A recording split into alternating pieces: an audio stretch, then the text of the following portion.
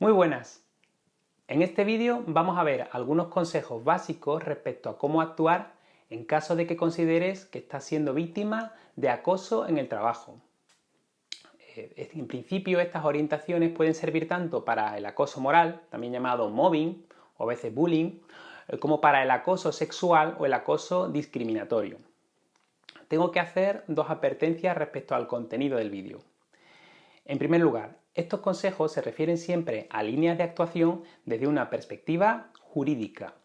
Desde el punto de vista personal o vital, seguramente podrían darse otros consejos muy distintos, pero estos se tienen que plantear desde otros campos del conocimiento, como por ejemplo desde la psicología, y nosotros nos vamos a centrar exclusivamente en el derecho.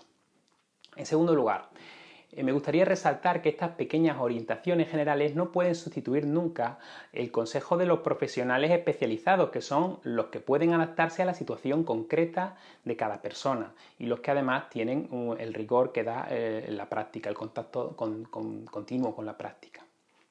Bueno, esto nos va a llevar al primer consejo. Busca ayuda. En las situaciones de acoso sexual o moral, muchas veces se produce un cierto aislamiento de la víctima. Si ese es tu caso, tienes que intentar romper ese aislamiento, tanto por motivos personales como por motivos jurídicos para defenderte mejor. La ayuda que necesitas va a depender del contexto en el que te encuentres, del momento del proceso de acoso en el que estés y también de la gravedad de la situación. Es conveniente que te hagas algunas preguntas. ¿Tus compañeros de trabajo te apoyan o podrían apoyarte o por lo menos piensan que tienes razón? ¿O quizá algunos de ellos están contigo o podrían estar contigo, pero no todos?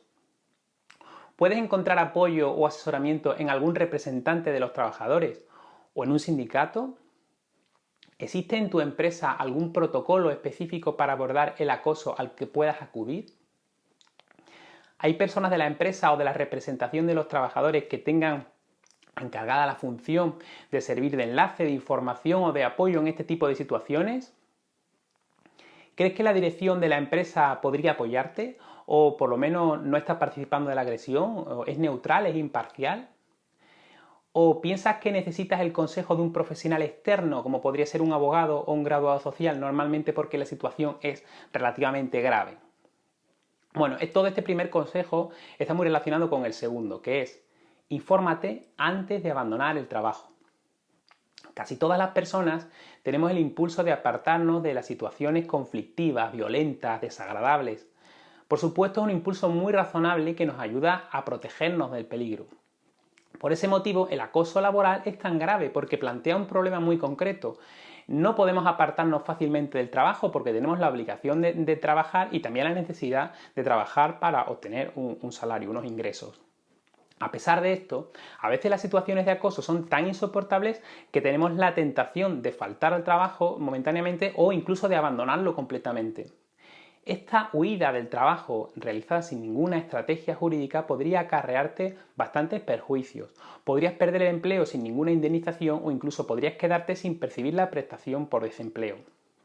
Por eso, es muy importante que antes de tomar decisiones drásticas intentes consultar con algún profesional para ver cuáles son tus posibilidades de plantear una estrategia que te permita, sobre todo, conservar tu puesto de trabajo o por lo menos salir de la empresa con una buena indemnización y con derecho al desempleo si es que no quieres seguir allí bajo ningún concepto o esto no es factible. En algunos casos, es verdad que la situación podría ser tan grave desde un punto de vista personal que podrías necesitar apartarte de manera inmediata del lugar de trabajo antes de que te dé tiempo a consultar a nadie. Si fuera así, intenta que por lo menos quede constancia de que no estás renunciando a tu puesto de trabajo, sino que simplemente dejas de acudir porque no tienes más remedio que hacerlo mientras la situación se soluciona. Y a ser posible, deja constancia por escrito. El tercer consejo sería el siguiente. Toma notas precisas de lo que te está pasando. En muchas ocasiones el acoso, sobre todo el acoso moral, laboral, el mobbing, es como un puzzle complejo formado por muchas piezas que son una variedad de conductas o de comportamientos que se van produciendo a lo largo del tiempo. Cada una de las piezas del puzzle, si la miramos de manera aislada, es muy pequeña, es decir, puede tener muy poca importancia o ser totalmente irrelevante desde un punto de vista jurídico. Por ejemplo, Si tus compañeros de trabajo se van siempre a tomar café y nunca te invitan y siempre van sin ti, en principio ese dato carece de importancia jurídica, pero sí que es relevante si forma parte de un plan global para aislarte completamente, para aislarte socialmente. Para defenderte jurídicamente del acoso tienes que ser capaz de componer el puzzle, es decir, tienes que identificar todas las piezas y también definirlas con suficiente precisión como para que se vea cómo encajan entre sí y cómo componen una misma imagen. Por eso, aunque después pueda ayudarte un profesional en su caso, si estás en un juicio, por ejemplo, para prepararte para un futuro conflicto, pues si piensas que estás empezando a sufrir acoso, lo mejor es que ya vayas tomando notas donde describas con la máxima claridad y precisión qué es lo que te están haciendo, en qué momentos te lo están haciendo y en qué situaciones. De lo contrario, podría resultar que tu relato posteriormente no fuera capaz de reflejar la gravedad de la situación que estás o que has estado viviendo.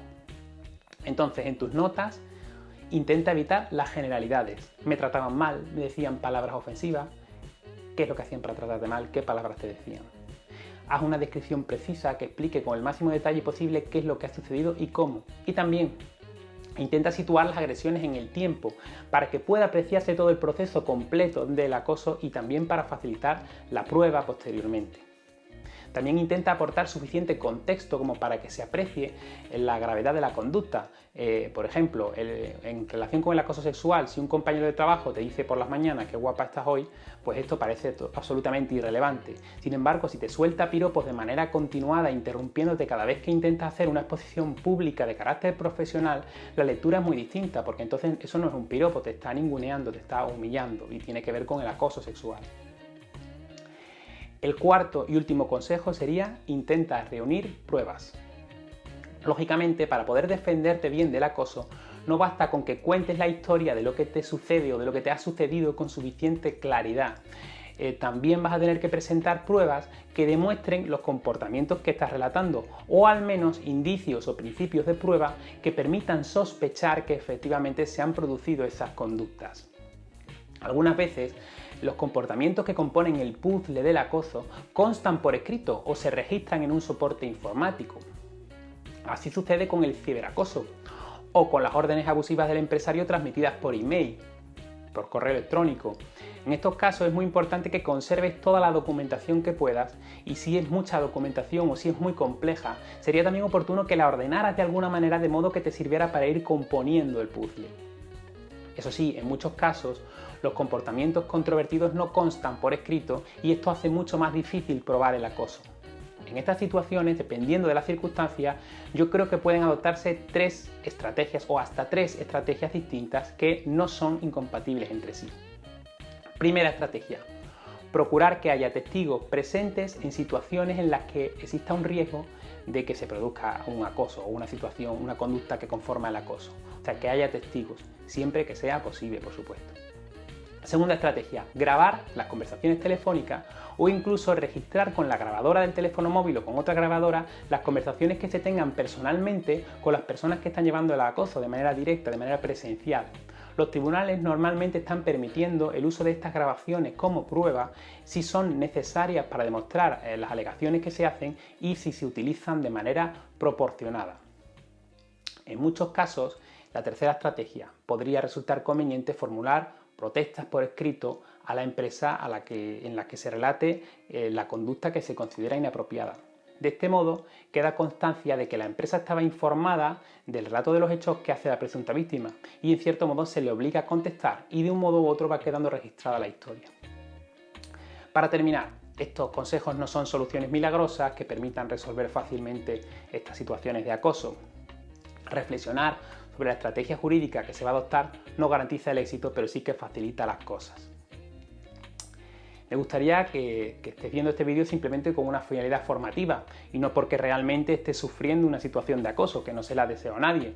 Pero si estás pasando por eso, pues mucho ánimo, espero que todo salga bien y me gustaría que este vídeo te ayudara por lo menos a orientarte inicialmente. Para todos los demás, confío que el vídeo os haya servido también para aprender algo sobre cómo reaccionar jurídicamente frente al acoso. Así que, nada más, hasta el próximo vídeo.